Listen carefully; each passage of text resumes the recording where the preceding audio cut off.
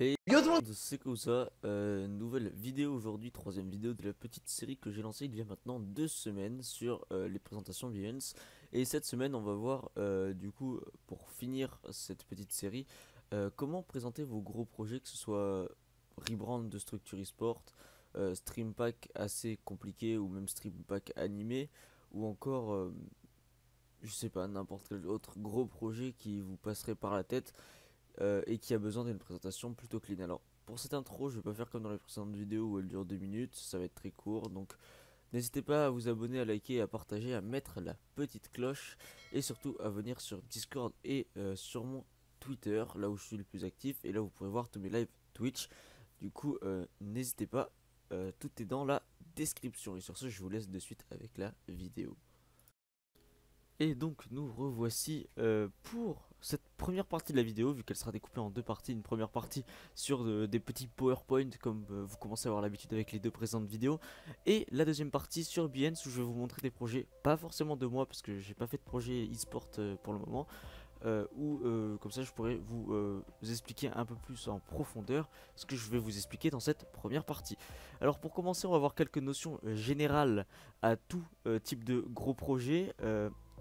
Déjà, utilisez un fond identique pour toutes vos planches.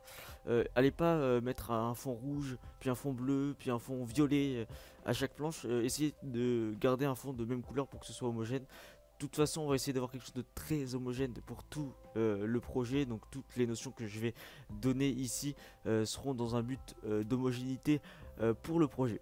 Alors ensuite, essayez de garder un code couleur en adéquation avec le projet que vous présentez. Si genre en fait pour une structure e-sport et que son code couleur c'est bleu et rouge, très moche d'ailleurs, utilisez du bleu et du rouge pour vos textes, pour vos petites icônes, pour ce que vous voulez, utilisez du bleu et du rouge. Euh, ne pas utiliser de grosses ombres portées partout, parce que je vois beaucoup de projets e-sport de débutants ou de graphistes qui gèrent pas trop Behance avec par exemple le header sur un fond et de l'ombre portée. C'est moche, vraiment. L'ombre portée en très foncé, c'est pas beau. Ne l'utilisez pas, je vous en supplie. Ensuite, utilisez la même police, par exemple, que votre projet ou une police similaire pour présenter le projet. Et max 2 polices, plus ça va perdre le lecteur. Et utilisez la même taille en fonction des planches, même couleur, même niveau de gras. Essayez toujours de garder quelque chose de propre, quelque chose qui fasse professionnel. Alors ensuite, on va passer à la présentation du coup du projet. Commencez par une bannière format header avec juste le logo sur la couleur unique que vous aurez choisi pour le fond de votre projet. Comme ça, hop, le client ou le potentiel client ou le viewer arrive sur le projet, il voit juste le logo et il est content. Alors ensuite, présentation du projet avec le nom, une courte description. Si c'est un projet e-sport, vous pouvez par exemple mettre les valeurs de la structure. Un streamer, vous mettez une courte description de lui, ou juste un projet personnel, vous pouvez mettre les motivations qui vous ont poussé à faire ce projet. Et en dessous, très important, les crédits, vous créditez tous les assets que vous avez utilisés. Donc bon, la plupart du temps on va en oublier certains parce que c'est vrai que quand on fait un projet on pense pas forcément à noter tous les liens qu'on a utilisés pour utiliser des images, mais essayez d'en mettre un maximum, vraiment c'est important, ça aide les artistes qui les réalisent et on n'y pense pas assez souvent à ces fameux artistes qui réalisent des assets dans l'ombre. Ensuite, le sommaire, très très important encore une fois.